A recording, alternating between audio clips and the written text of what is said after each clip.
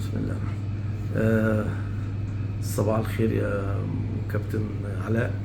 أنا معايا كابتن علاء هاشم، وهو من الرعيل الأول من الناس اللي عملوا يعني حقن وتفتيت غضروف وشفط غضروف من سنين طويلة.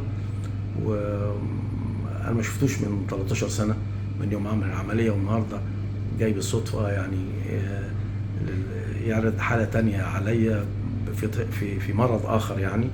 فأنا ما عرفتوش الحقيقة يعني فاتت فترة كبيرة قوي، ولكن هو قال لي أنا أعرف حضرتك من 13 سنة، إحنا حضرتك عملت لي عملية شفط غضروف من 13 سنة. فالحقيقة ابتديت أفتكر فعلا، افتكرت يعني إنه هو كان لاعب باسكت بول أو متأسف فولي بول في إحدى الأندية الكبيرة، وكمان عضو الفريق القومي المصري، يعني لاعب الفولي بول من الدرجة الأولى. وكان أصيب في ظهره وقتها، وكان ظهره وجعه ووجع مثل رجليه، وجاني يعني وعملنا له الحمد لله رب العالمين. هو معايا دلوقتي بعد 13 سنة، وأنا سعيد إن أنا بشوفه النهاردة مرة تانية، وهو يعني هيحكي لي ويحكي لحضراتكم قصته بإذن الله.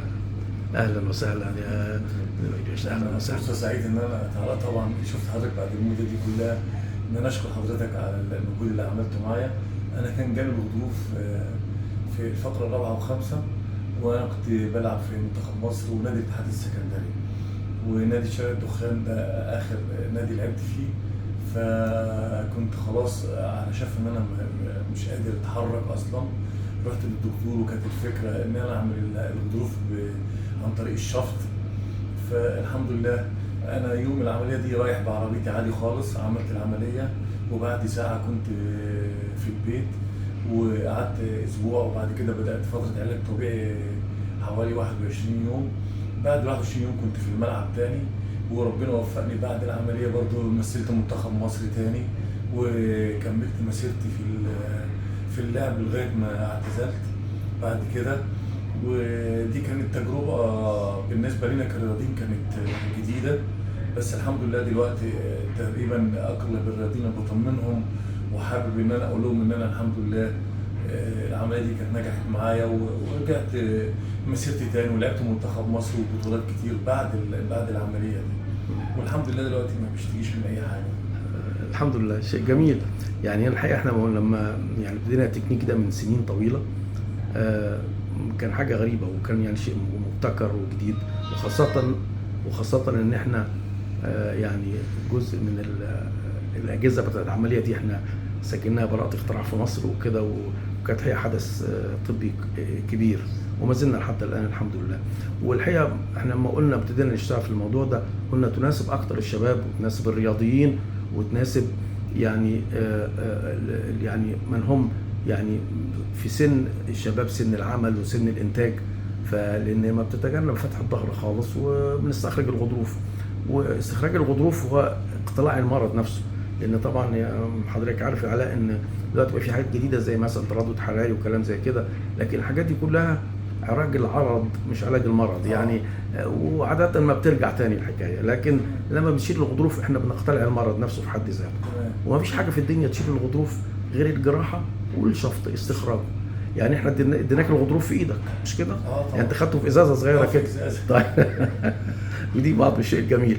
لكن الحاجات التانية دي كلها حاجات يعني مماثلة للعلاج الطبيعي، لكن متطور شوية. لكن عادة الامور ما بتستمرش كتير في هذه الحاجات اللي هي التردد الحراري وما الى ذلك. ولذلك هي العلاج الحقيقي هو استخراج الغضروف، يا اما بالشفط اللي يناسبه الشفط، او العلاج الجراحي اللي هو القائم ومستمر. عايز اقول لحضرتك ان يعني الرياضيين، انا في مجموعه من الرياضيين مثلا الباسكت بول، في ملاكمه، بطل افريقيا للشباب بالملاكمه وسباحين، وخصوصا الباسكت بول والفولي بول، خصوصا انه فيهم نط كتير ونزول على الرجلين. الفولي بول عموما كمان اكتر لعبه فيها جامب لفوق بالظبط كده، لان كل الاداء فيها عن جامب، سواء بلوكات او ضرب. بالنسبه للناس عشان تكون فاهمه شويه، البلوكات كلها بالجامب، الضرب من على الشبكه بالجامب.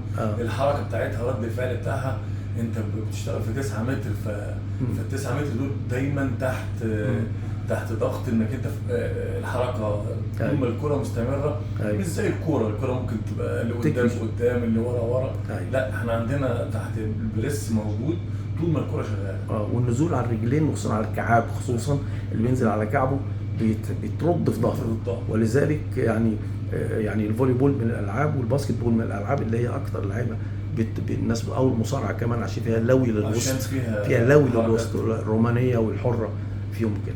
الحقيقه انا سعيد ان انا شفتك تاني يا علاء. والحقيقه يعني اللي حضرتك بتقوله ان المريض بيصدق مريض، يعني لما حضرتك بتبقى مثل لغيرك ما هياش اعلان لحاجه، لكن هو مثل ان في اشياء جديده مفيده ممكن تتعمل لمرضى الانزلاق الغضروفي. اشكرك، ويعني انا سعيد بشكر حضرتك، وفرصه سعيده ان انا شفت حضرتك عشان اشكرك بعد المده دي كلها. الله يسلمك. ويعني رب صدفه خير من الف معاد. صحيح بالظبط كده. احنا مشكلتنا ان الناس الحمد لله بيتحسنوا ما بنشوفهمش تاني، يعني مش يعني بعد ما يبقى كويس يعني تفوت السنين حتى ما افتكرتكش. فالحمد لله ان اتقابلنا على خير، ودايما يا رب انت في خير واحنا في خير. شكرا خالص، شكرا جزيلا.